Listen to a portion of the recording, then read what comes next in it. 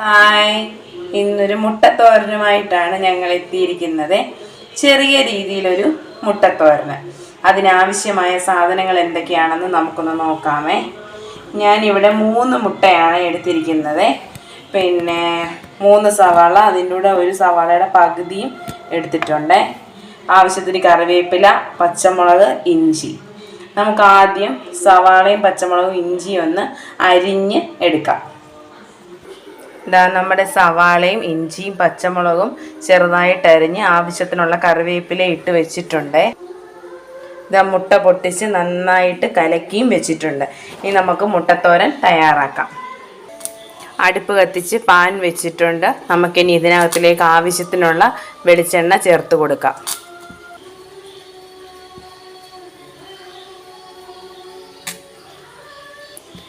നമ്മുടെ എണ്ണ നന്നായിട്ട് ചൂടായിട്ടുണ്ട്. ഇത് മുട്ടത്തോരനായതുകൊണ്ട് നമുക്ക് ഇതിനകത്തിലേക്ക് കടുക് ആവശ്യമില്ല. അതുകൊണ്ട് നമ്മൾ അരിഞ്ഞു വെച്ചിരിക്കുന്ന ഉള്ളിയും പച്ചമുളകും ഇഞ്ചിയും കറിവേപ്പിലയും കൂടെ എണ്ണയിലേക്ക് ഇട്ട് കൊടുക്കാം.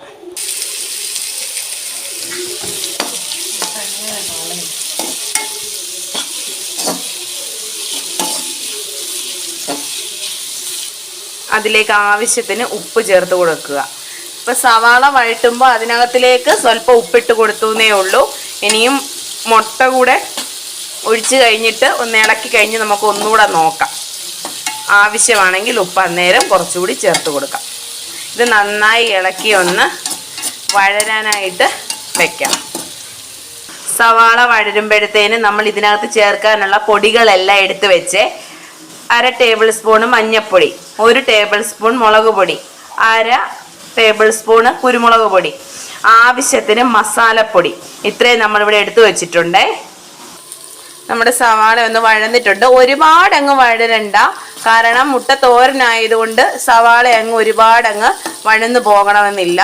ആ സവാളയുടെ ആ പച്ച ചുവയൊന്ന് മാറി പിന്നെ സ്വല്പം കൂടെ ഒന്ന് വഴന്നാൽ മതി. ആവശ്യത്തിനുള്ള വേവായിട്ടുണ്ട്. നമുക്കിനി ഇതിനകത്തിലേക്ക് നമ്മൾ എടുത്തു വെച്ചിരിക്കുന്ന മഞ്ഞൾപ്പൊടി, മുളക് പൊടി, കുരുമുളക് പൊടി, മസാലപ്പൊടി എന്നിവ ചേർത്ത് കൊടുക്കാം. എന്നിട്ട് നന്നായിട്ടൊന്ന് ഇളക്കി യോജിപ്പിക്കുക.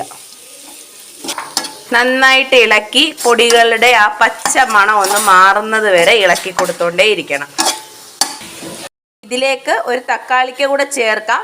നമ്മളിവിടെ ചേർക്കുന്നത് തക്കാളി സോസാണേ. തക്കാളിക്കാണ് ഒന്നുകൂടെ നല്ലത്. അല്പം തക്കാളി സോസും കൂടെ ഒഴിച്ചൊന്ന് ഇളക്കി ആ സോസിൻ്റെയും കൂടെ ആ പച്ചരുചി ഒന്ന് മാറുന്നത് വരെ ഇളക്കി കൊടുക്കുക.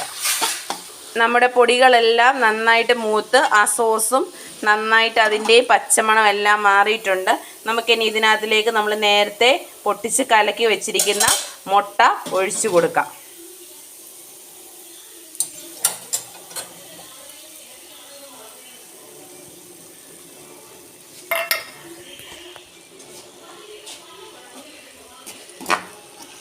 എന്നിട്ട് നന്നായിട്ടൊന്ന് ഇളക്കി കൊടുക്കുക.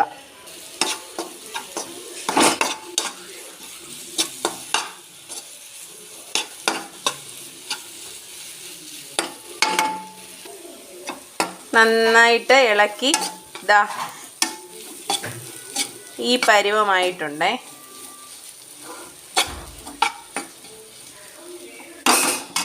നമ്മൾ ഇതിലേക്ക് അല്പം തേങ്ങാപ്പീര കൂടെ ചേർത്ത് കൊടുക്കുകയാണ്.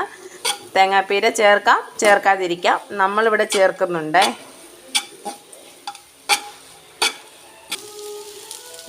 നമ്മുടെ മുട്ടത്തോരന് ഇവിടെ തയ്യാറായിട്ടുണ്ട്.